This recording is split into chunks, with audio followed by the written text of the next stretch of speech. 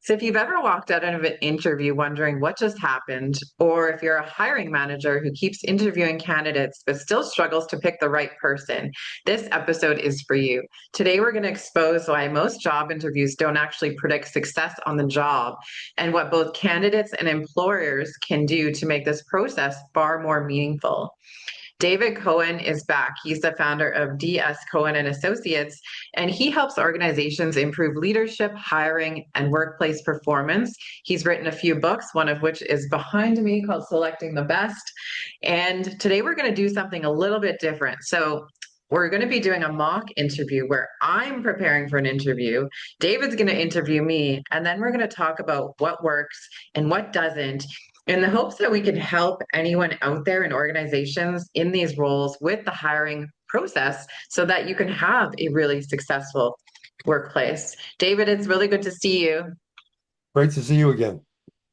Yeah, we were just talking about the weather and how we're done with this. It's like Canadians, we put up with winter for half of the year, it feels like it's cold. It's cold again, but we've got a teaser where it was really warm for a few days. So we'll see what happens next. You never Yeah, it know. kind of smells like spring. Yep. And it was feeling like spring, but it's going to snow later today. So today you're going to be interviewing me. So Yes, I am. what is the passion or thought behind this? What are you hoping for the audience to get out of this episode? I'm hoping that the audience will get two messages. First message is for the hiring manager that a lot of these classic questions, which we'll go through in the beginning, really are useless. They don't give any information of how the person will actually perform in the job, but they're almost like been injected into hiring managers that they feel they have to ask them, and Uh, people are prepared for them. Well, then going to so that's one aspect. The other aspect is those who are going for interviews. Interviews are not easy, but they're not going to go away. I don't care how advanced AI might get when it comes down to it, somebody is going to work with somebody. They've got to interview each other either face to face or virtually. And so I also hope that the candidates will get something out of this on how to better answer questions and how to what is the authenticity of being honest will give them a position where they'll be happy, not just make money. So I hope we can address both of those. So it benefits both the hiring manager and the candidate. Beautiful. I love that. So I guess we can begin. So I'm going to be preparing for an interview, and you're going to interview me. So where do we begin? We begin. Thank you for coming in for the interview today. I really appreciate it. Let's get Yes. into it. Let's start with the question of what are your strengths, Lisa? Well, I work really well under pressure. I am really motivated, and I work really well in a team environment, well organized, and I come from a small town and I was brought up to work really, really hard. And so you can count on me. I'll be on time. I'm gonna be showing up every day, and I'm really eager to learn. That sounds great. But on the other hand, what are some of the areas that either people you work with or your manager would tell me are your opportunities for development or your weaknesses? Mm, Probably being really hard on myself. And so I typically work really, really hard and strive for perfectionism, which can be a strength, but also a really big weakness. Um, so I think that would be the biggest one. Okay, so let's take a time out and analyze what you just said because they Okay. both sound great and they're classic. And Yeah. people are now going on AI and asking AI, how do I answer these questions? And AI would come up with something very similar. But Yeah. what did I learn from that other than you come from a small town? Does it mean that you came from a small town that you have a good work ethic? Or the people from small towns that don't have good work ethics? You say you're well organized, you say you're on time, but you also know that's what I want to hear. But I have Yeah. no proof that that's true. And you did a very good job with the weakness because I'm a perfectionist, and who doesn't like a perfectionist? I mean, a perfectionist, that's great. I can deal with that. All right. So that's what people do. They turn their weaknesses into strengths, and their strengths are, in both cases, I don't know if they're true or not. They might be. But reality is, you, the candidate, are telling me what I want to hear or what you Yeah. think I want to hear. As a result of that, excuse me, sorry about Bless that. you. Result of that, people actually believe it because you say it with passion, you say it with conviction, you have a good tone in your voice. So I'm giving you the benefit of the doubt because I have bias. You walk into the room, you look good, you sound good, you seem prepared, you're confident. So therefore, and maybe I'm from a small town also, which I am, but therefore that's okay. We have something in common. None of that matters as far Hmm. as predicting your success. So my word of advice to those who are going in for interviews is to do exactly what you did. My word of advice to those who are hiring is never, ever use that question Mm. because it doesn't tell you anything. That question is a waste of time. Now, my other favorite question is, where do you see yourself in 5 years? Well, Mm. if I knew where I was going to be in 5 years, I might know where I want to be. I might know where other people want me to be in 5 years. But in reality, I don't know if tomorrow I'm going to win the lottery.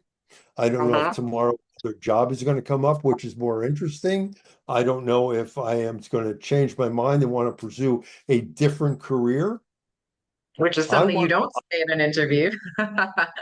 No, but you don't want to say any of that. But also that would be honest. But you Yeah. don't. Some people aren't honest. They say, "Oh, I see myself in growing in the position and advancing and becoming more knowledgeable in the field and all that stuff." But it doesn't mean anything because that's just what they're saying. It Hmm. doesn't mean that that's what they want to do. Plus the fact, if I look at their resume and I see they've had two separate careers, okay, already, I don't know if they're going to stay here for more than 5 years. And right Hmm. now, the statistics say that most people that are entering the workforce, if they can find the job, will probably change jobs within 2 to 5 years anyhow. So, Hmm. what do you do to prevent that from happening? Because you want to hire somebody who's going to stay there a long time. So, you got to hire somebody who fits your organization's culture, which we'll talk about later, and also fits your organization's purpose. Because once they feel they fit the culture, they fit the purpose, they're contributing to something bigger than themselves, they're going to Hmm. stick around a long time. So let's go to another question now. This is a fun question which people used to ask. It's not as asked as much as anymore that they used to ask, but um, on your way to the interview this morning, you drove by a number of places because to get here, you had to go through the suburbs. How many pink garage doors did you see? Okay, that's interesting. So I saw one. One. Good makeup because there aren't any. See, Okay. now the other question, which was used for years, is how many ping pong balls or marbles or something can fit into a 42-seat school bus? Oh my God, me and numbers and figuring that out are terrible. I've never been good at those guessing games where they have jars full of pennies and you have to guess how many are in there. Yeah. I wouldn't even have a clue on where to start. A 48 seat yellow school bus? Oh my God. I don't know, millions. Yeah. Well, here's the problem. It doesn't matter because it's not a relevant question. Yeah. It's not a relevant question to your thinking skills. It throws you off. It like all of us, especially you and I, who are math challenged, might find that a very difficult one to think through. Well, what's the square footage or inches of the school bus that's not occupied, and how many ping pong balls fit into a square foot, and then Yeah. multiply that out, and we can figure it out. Maybe they want to understand that the logic behind something, but it's a question that's not relevant. The other question, which I call the Barbara Walters question, was the one that she would ask all the movie stars when she did the her interviews for the leading contenders for the Oscars before the Oscar show is, what tree would you be if you could be a tree? Okay. And or I know a senior executive that he would ask the question, what vegetable would you be? And if the person says something which was everybody thinks is a vegetable, but it's really a fruit, he would say, well, that's, to himself, well, they don't know. That would be a knockout question for him. And my favorite one of how people make decisions around hiring that have no relevance to the job is a CEO that used to take out his senior candidates for dinner, and if they put salt on the food before they tasted it, he figured they weren't a risk taker and he wouldn't hire them. Wow. The problem was is that the search firm had figured that out, so it told everybody not to put salt on the food. So all of a sudden, he thought that the search firm was doing a better job of finding better candidates because nobody was salting their food. Wow. I actually gave that example once at a conference. Somebody came up to me and said, "Oh, you know my CEO," and so those are questions which you got to think. You got to ask questions that you have a finite amount of time. And you got Hmm. to find out, does the person have the skill, the knowledge, the experience, perhaps the certification or education, and do they have the behaviors that are going to make them successful? Now, today's marketplace, we're looking at skills. Everybody's talking about skills, hiring for skills again. Here's the problem. Skills make you capable to do the job. I can do the job. Behaviors say, will you do the job? Hmm. So it's competencies, it's capability times behavior equals competency. Competency to do the job is, I have the behaviors, which means I have the will, I have the attitude, I can do the job. And the skills is, I have the competence to do the job, I have the capability to do the job. So the problem is, a lot of people, when they do their calculation of the scores, they'll say, here's the skills and knowledge. They got, let's say, 90 out of 100 on that. And then here's the behaviors. They got 20 out of 100 on that. So now they have 110. Right. All right. 110. That's great. Well, let's say they are low on the skills. They got a 50 and they got a 50 on the behavior. So they have 100. So is that 100 better than the 110? And the way I've learned to look at it, I used to think of it, because I am math challenged. I used to put up an equation that said skills plus behaviors equals competency. And Right. one, I was doing this with a bunch of MBA students, and one young man came up to me and says, "You got the equation wrong." And I said, "Okay, what do you mean by that?" And he says, "It's a times. It's skills times behaviors equals competency. Because if you are zero on behavior, it doesn't matter how good you are at being able to do the job, you won't do it." Hmm. And he was so right. Hmm. So think of it as an equation. Think of it, do they have enough of the skills times the behaviors? Do they have the score? Because the person at 50-50 versus 10-90, the person at 50-50 is going to do a hell of a lot better. And so think of it that way in order to find out, does this person really have the fit to the job? So that's, you know, to me, why we have to look at it. Now, so people are going to say, okay, so how do I find it? So they're going to ask you a question. And the question, let's say, tell me, it is common for us to have, you're going into a manager position, and because we have a very diverse workforce. People come from different places, different backgrounds, and often there's tension in the workplace. Tell me how you would work with people from different cultures, different backgrounds.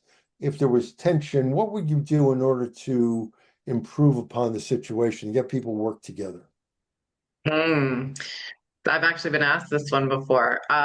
So I would speak to each individual individually, and then I would get the people that have tension between them into a room together and sit down and facilitate a conversation because the human on human aspect seems to diffuse conflict versus if you don't have them speak to each other. What else would you do? Um, I would get it like wanting to find a full understanding of where they're coming from. So yeah, maybe do a little bit of research into their cultures, perhaps. Talk to the rest of the team. So you talk to the rest of the team, you'd find a little bit about their culture, you talk to them, and then what would happen then? Then I would put them in a room together. If there was a conflict between two or more people, I would get them in a room together so we could have a discussion to talk about the conflict, to see what is actually happening. Good answer. I mean, the problem is it's all would have, could have, or should have. There's Mm, no evidence that you've actually done that. right. And that's the problem with hypothetical or situational questions. Hmm. Most people we interview have already done very well at school or have had previous work experience, or even if they haven't had previous work experience, they've had life experiences where they've Hmm.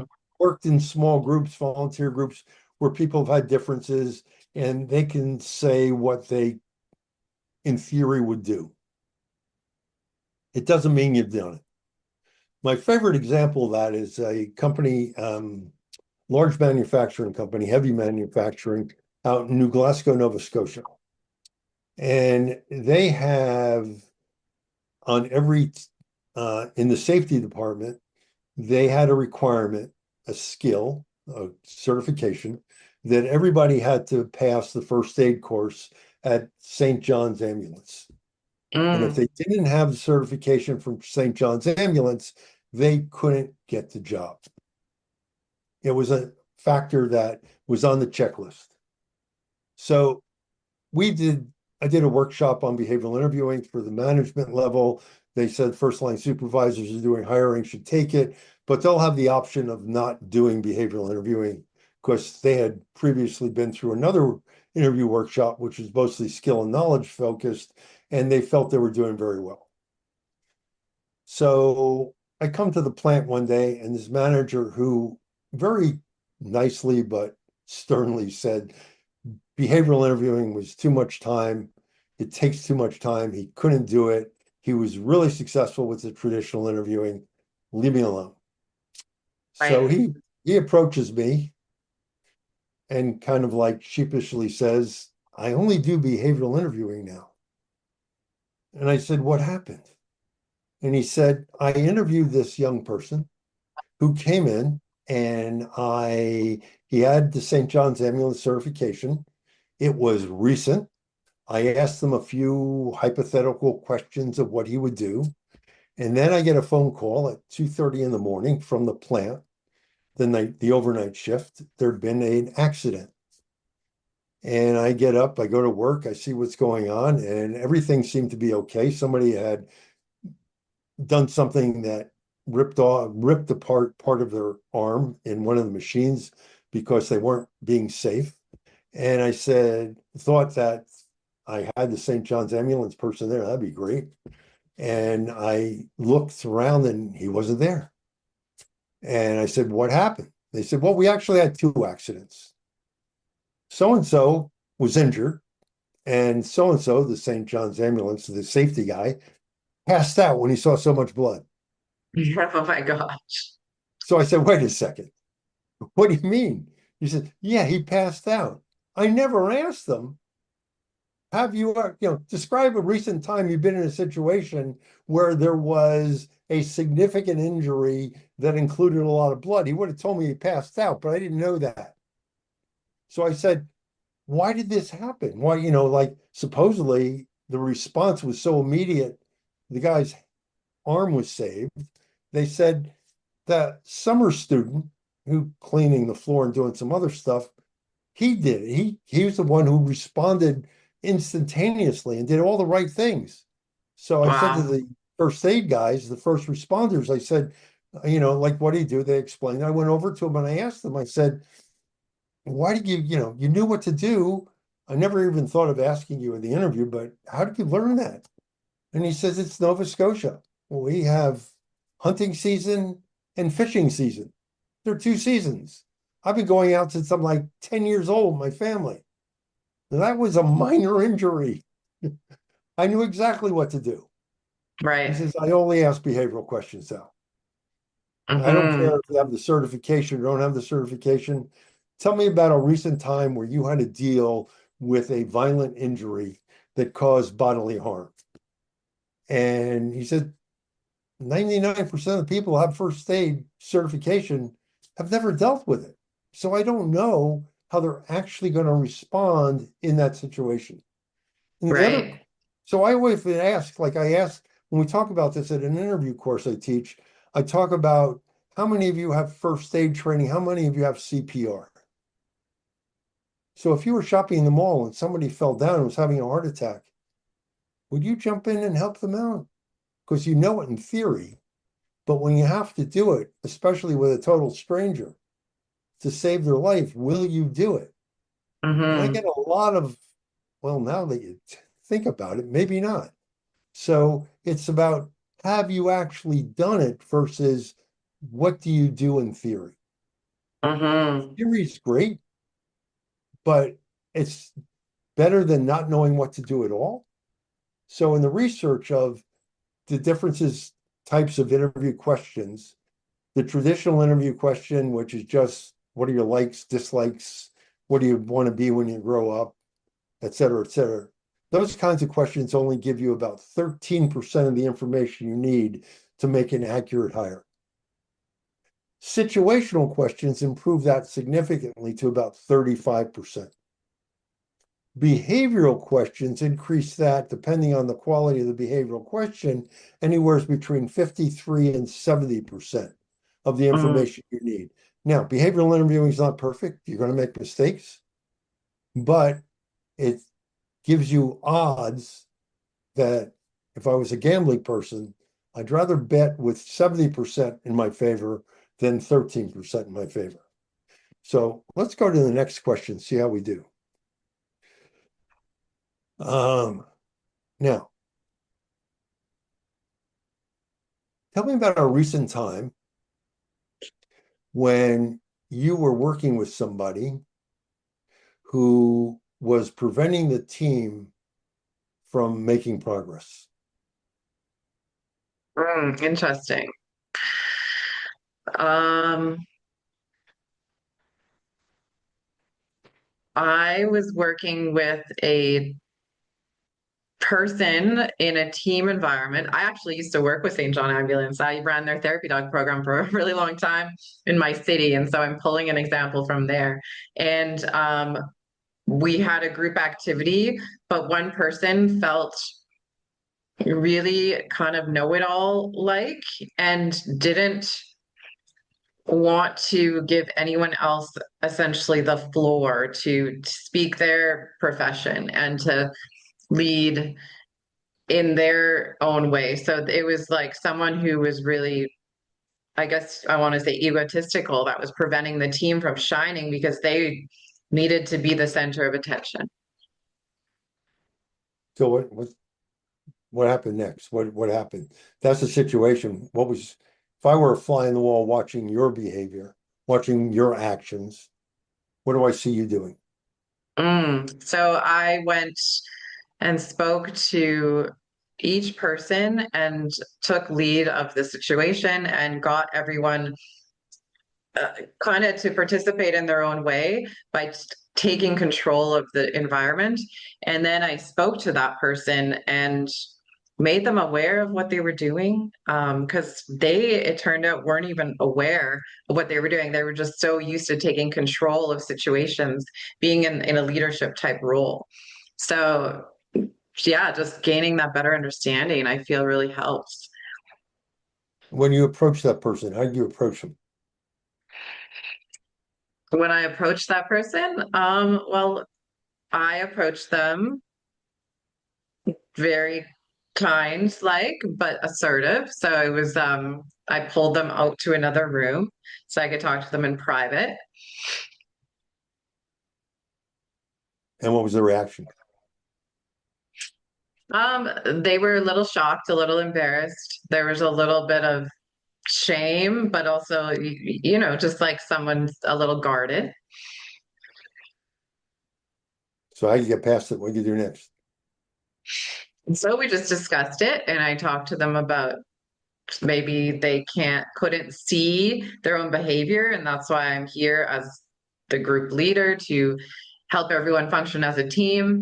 And I normalized it and just made them feel like they didn't do anything wrong, but I acknowledged that in order to be successful we need to make some changes.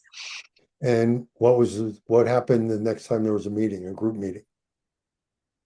The next time there's a group meeting, um, everything was a little bit awkward, but like moving towards success. So we slowly started changing the way things went. But the situation didn't diffuse in that moment.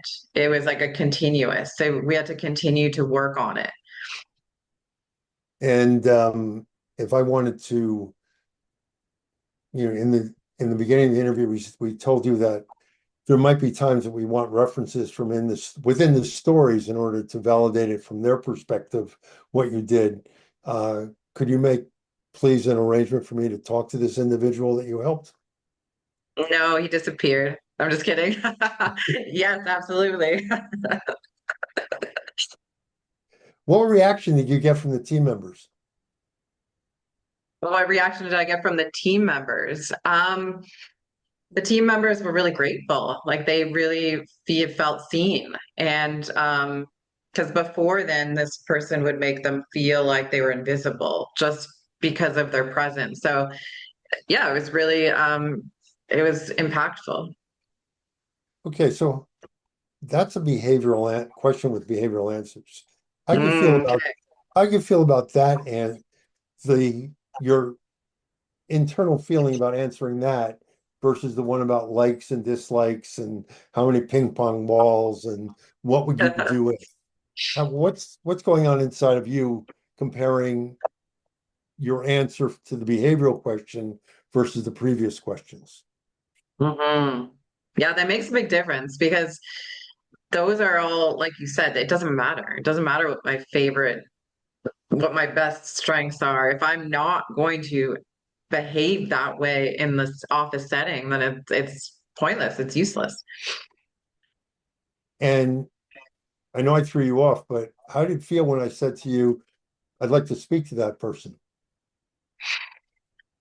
Well, in my mind, if I was lying, you would have caught me in that lie. So I was like, I was confident because I was telling you the truth, but I could see how someone who could be really good at making up a scenario could be caught in their lie. So you hold that is holding someone accountable to what they're saying in order to see if they are being honest about things. So that would also give someone an opportunity to, if they did say no, I'd be curious to know why they're saying no.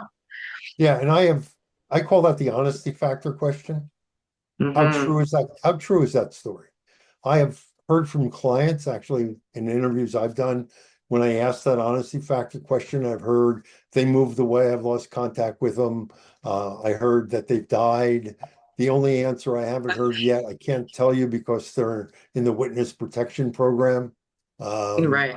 you do hear it, and then all of a sudden you say, so what really happened? Yeah. Now, it's interesting because But A isn't the lot. interview essentially over if you catch someone in a lie?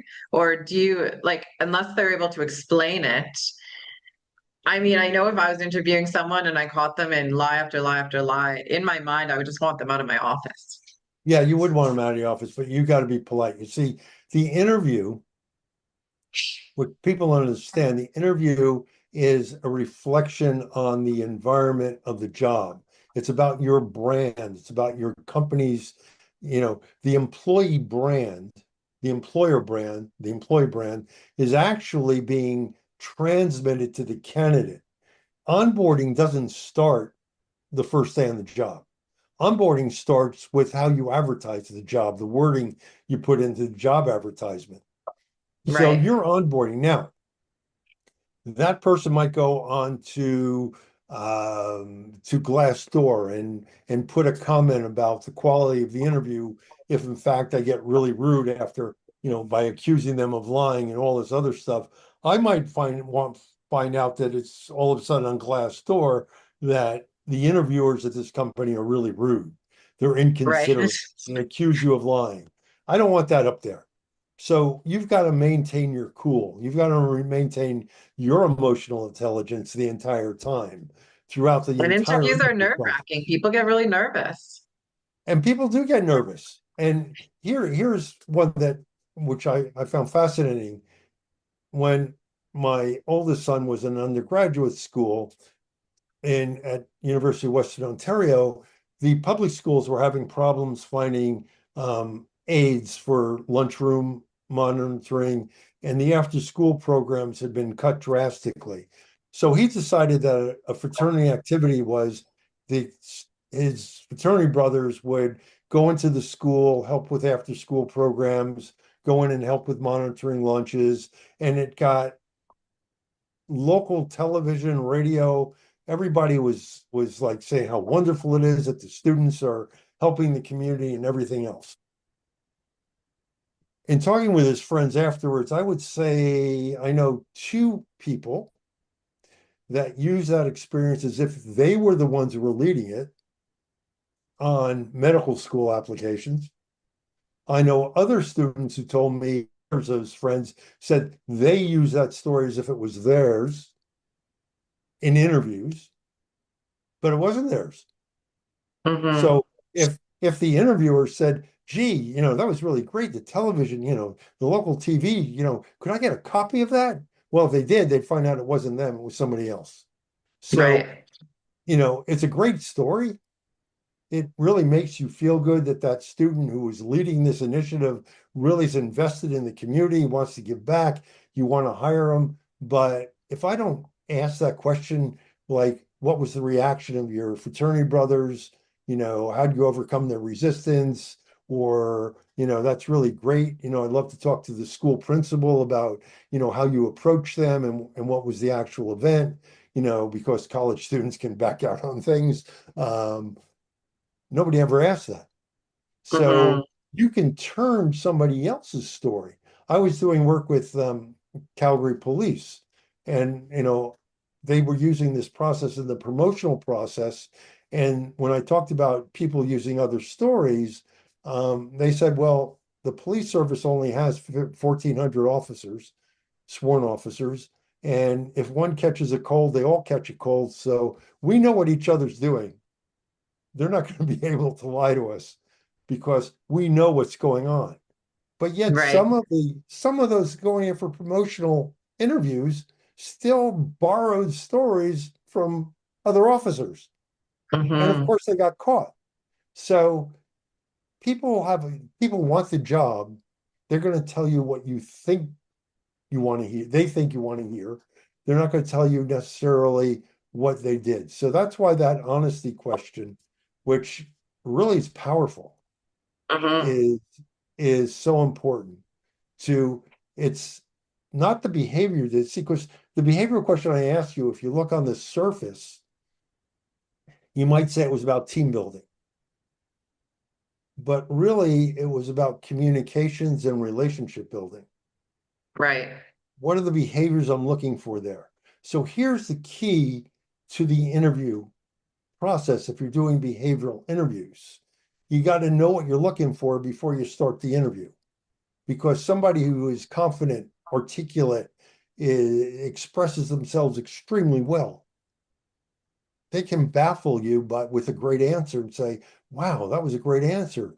Even though none of those behaviors are relevant to the job. They're not Mm-hmm. how we behave at our work, but they were good for whatever you're doing. They're not a good fit. You need to define in advance. I'm looking for somebody for teamwork is not good enough. I'm looking for somebody who builds relationships. I'm looking for a good salesperson. No, that's not enough. I need to know what are the 4 or 5 critical behaviors of a salesperson in our organization? What are the critical team building behaviors in our organization? What's relationship building look like? How does one communicate? I have to list those out, and then I have to be able to use that as my anchor against which, what did you say? If they match, then you get points for it. Now, here's the other part. I didn't ask you a very important question. When was that experience of the story? When did that happen? What year? Oh, okay. I guess that would have been 2 years ago, 2025, 2024. Okay, So what so year is it? that's Yeah, within 2020. okay, so that's within the last 2 years, which Yes. means it's relevant Mm, because people believe that past behavior, past performance predicts future behavior, future performance. It's not true. We were all different people than we were in high school. We're different mm-hmm. than we were even 10 years ago.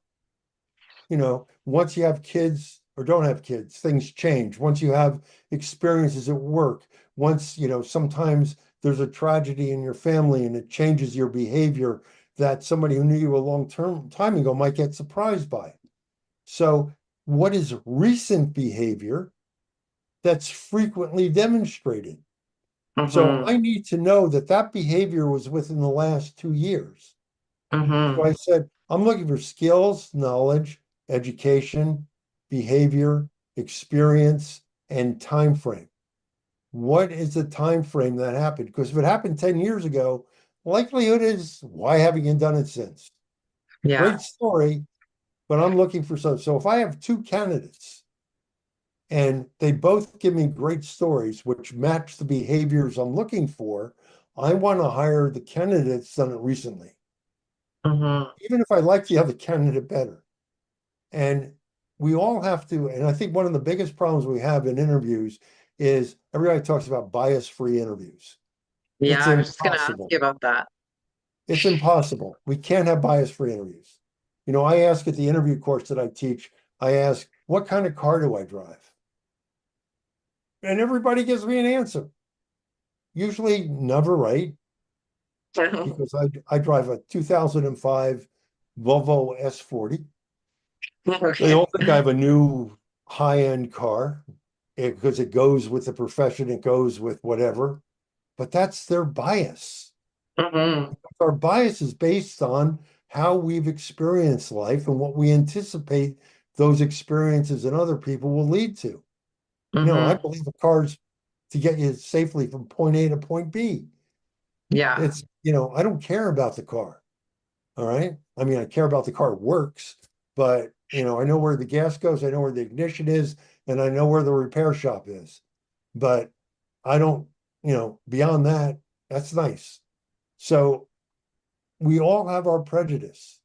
We all have some people, believe this is like shocks me, but some people believe that if you're older and bald or have gray hair, you're probably a good leader.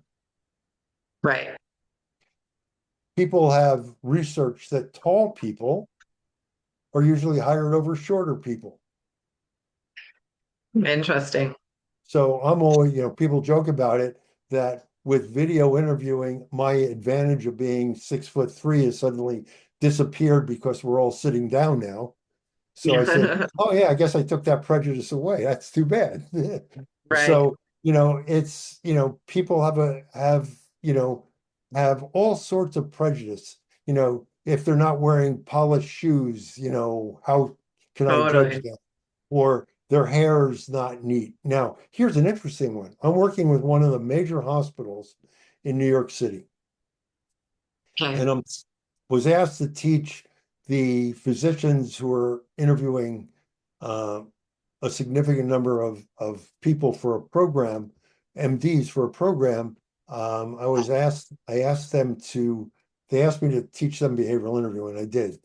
And I followed up a couple of weeks later with them, and I got a very interesting response.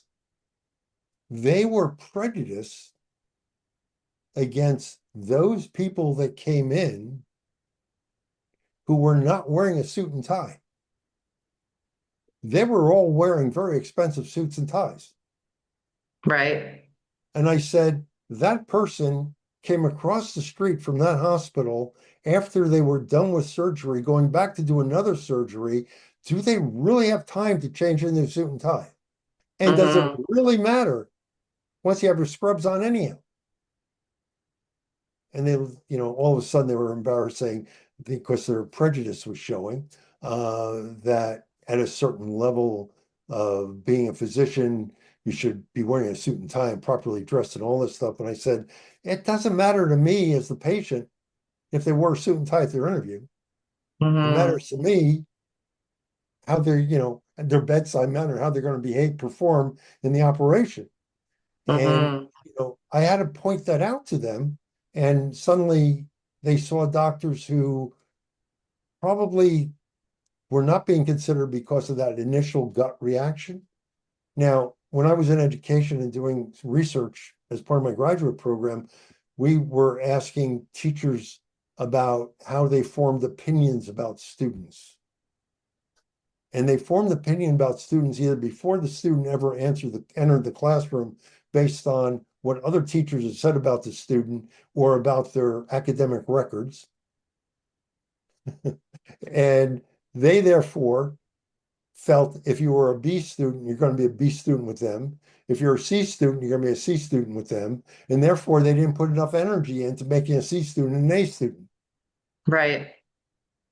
So you have to be able to take away what you've heard about that, and you have to be honest. So if I have a list of behaviors, I have a list of skill and knowledge that is necessary to do the job, and I measure that behavior against what I want, then I've lowered the bias margin.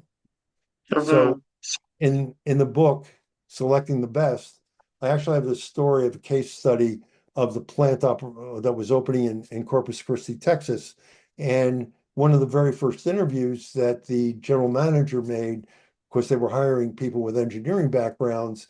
And so going through the first set of interviews, he comes to me and says, I think I'm going to recommend somebody that before this process I would not have recommended.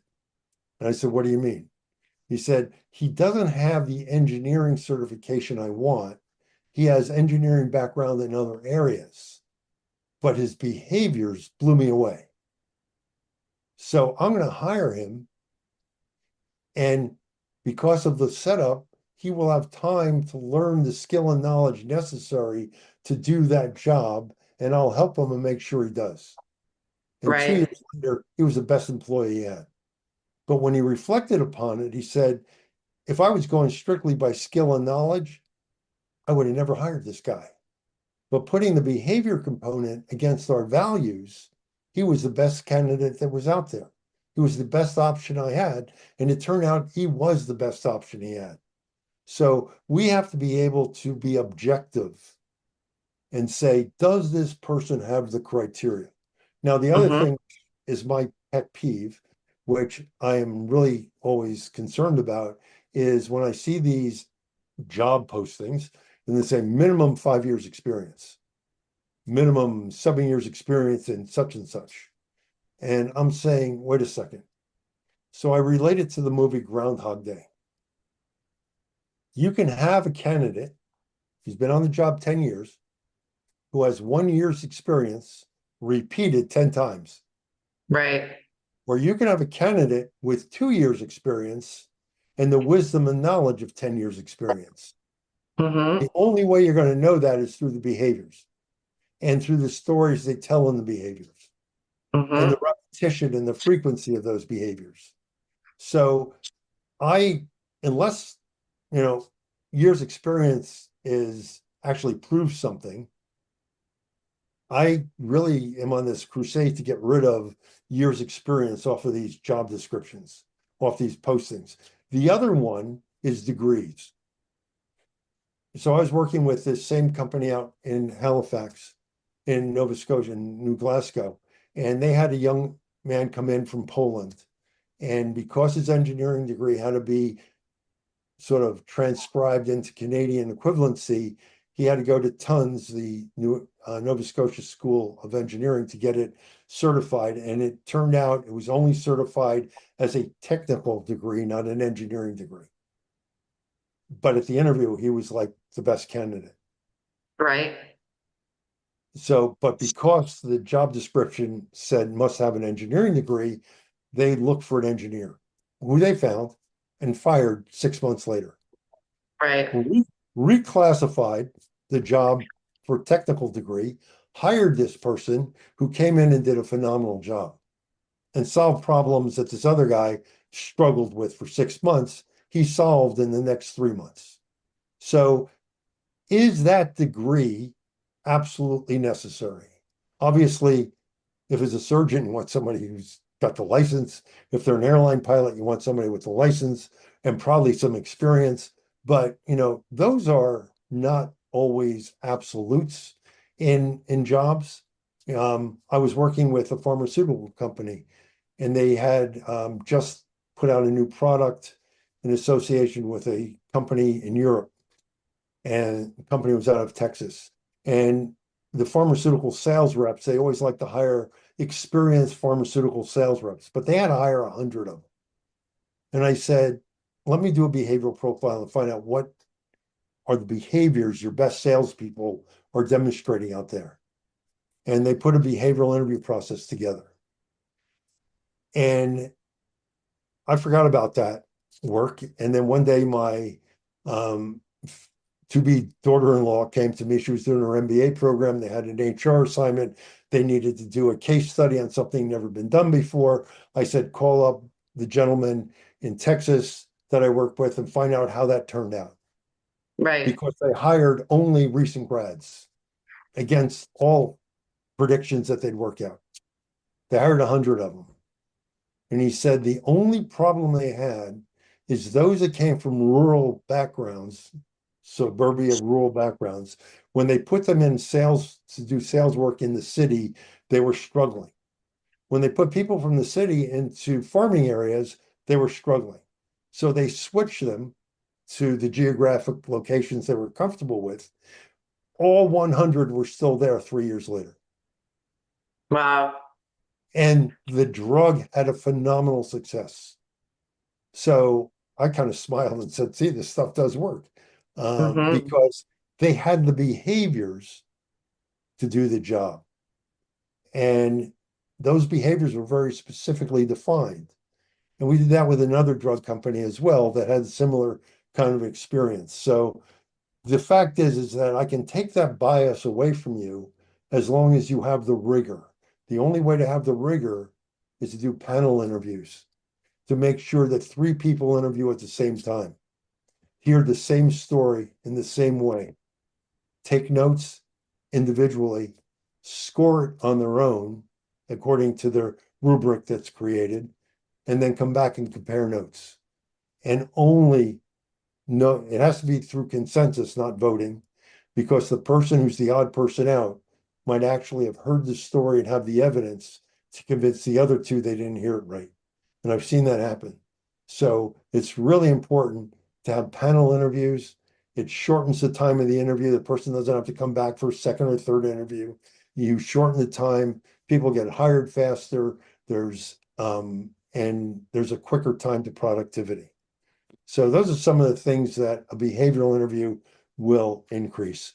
When you're hiring against the values of the organization, it makes it even stronger, because we as human beings, when our values get violated, we get upset.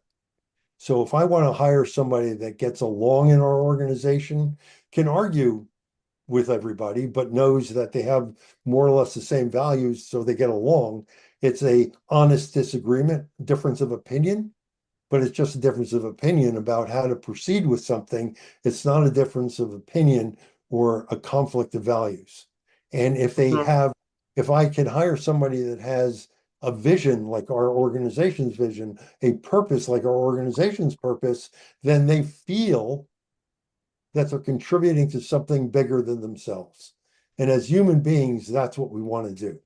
We want to contribute to something that goes beyond ourselves.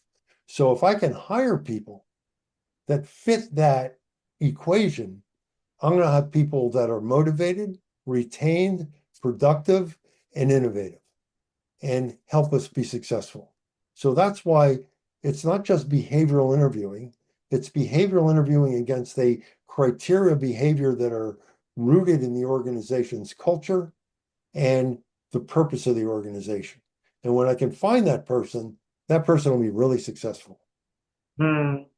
Thank you so much. What a brilliant conversation. I know we didn't get to touch on AI, but I think that's something that we could cover in a future episode.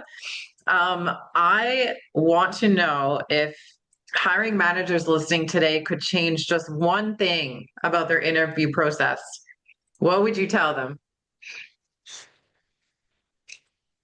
I would say know what you're looking for before the interview starts and Yeah, judge the person based on their recent behavior against the criteria that you define, and don't modify your perception of the person because you like them. Stick to these are the criteria that lead to success.